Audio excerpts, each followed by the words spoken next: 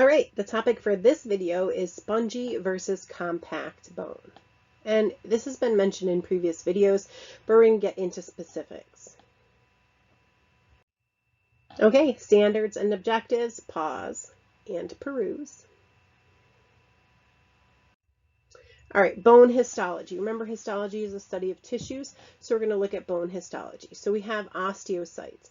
Those are the mature bone cells, and they're in lacunae, which are like spaces. So the lacunae are those small pockets that contain the osteocytes, the mature cells.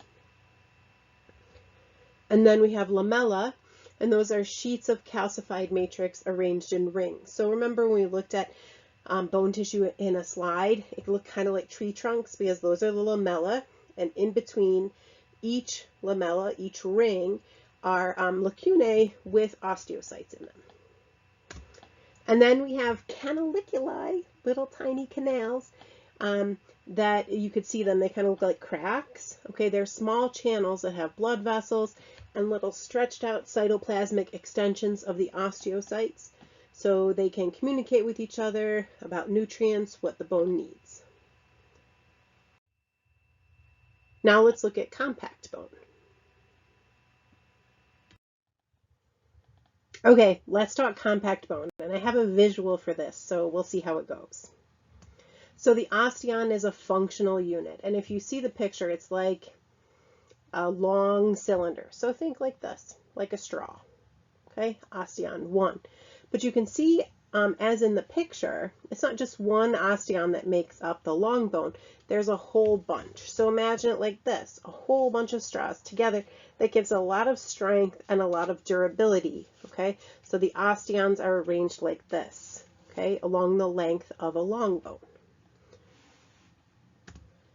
The osteocytes are arranged in concentric layers in rings around a central canal. So remember I said this straw represented one osteon. Notice it's hollow in the middle.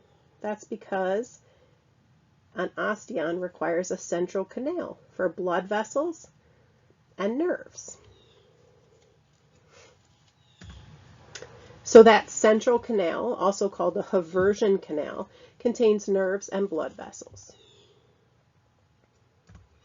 The lamella, or lamellae, are those cylindrical and parallel to the long axis of that central canal, okay?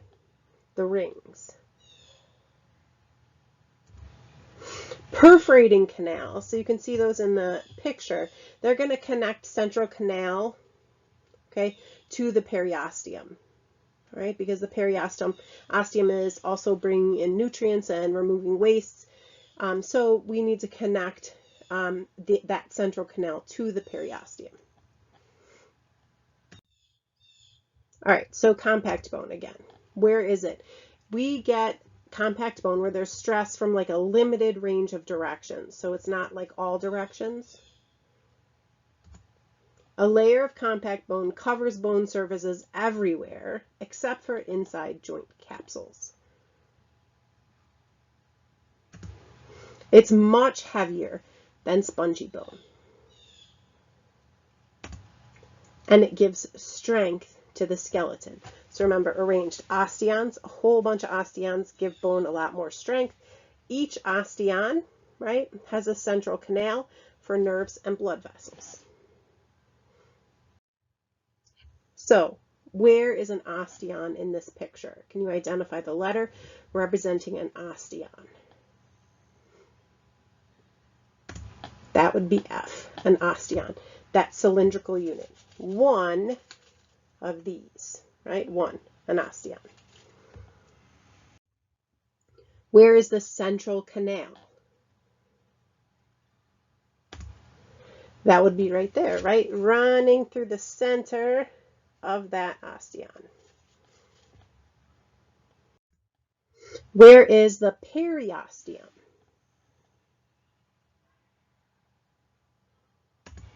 Well, that would be B, around the outside of the whole bone, right? So along the outside of the bone. Remember, it surrounds, it's like a sheath around the diaphysis. Where are the lamellae? That's E. Those are the concentric layers.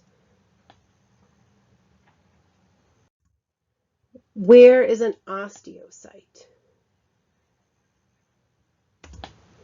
Right there. It's in the lacunae, those spaces, right? Those are the mature bone cells. Okay, where is a perforating canal? Well, that would be C. Those are the ones that run perpendicular to the central canal. They go out to the periosteum. Now let's look at spongy bone. This is going to be a briefer discussion. So spongy bone. It has no osteon, so it's not arranged in the same type of structure. It does have lamellae, but they form rods or plates instead of those concentric rings. And instead they have a structure called trabeculae. So they're formed from the lamellae. They're thin, branched, they create an open network with a lot of spaces. So instead of those nice concentric circles, there's this trabeculae, this network of lamellae. And canaliculi go from the lacunae and end at the exposed surface of the trabeculae. So there still are some of the same parts, it just looks very different. It's very like holy with lots of spaces. All right, so you can see spongy bone, you can see the difference in this cross section. Look right here, specifically in this picture. You can see the difference between the porous spongy bone in the center and the dense, hard, condensed, a compact bone on either side. So where is spongy bone found? Where bones are not heavily stressed, because it's going to be a lot weaker. Or where the stress comes from many directions. So there really is no way to protect with compact bone. So specifically the epiphysis of long bones. It's much lighter than compact bone, so it gives our skeleton some lightness to it. It reduces the weight of our skeleton, so it makes it easier for our muscles to be able to move the bones. And the trabecular network, it supports and protects the cells of red bone marrow, right, needed for all the blood cell formation for hematopoiesis. And there you have it, that's spongy bone versus compact bone. And I hope you learned something new today.